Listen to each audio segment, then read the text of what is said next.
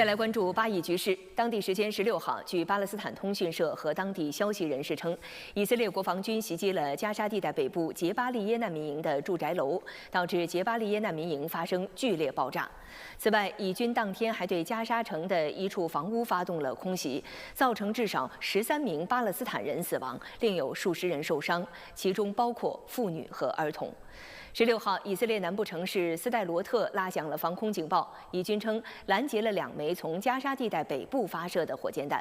随后，巴勒斯坦伊斯兰圣战组织杰哈德下属武装派别圣城旅发表声明称，向以色列发射了火箭弹。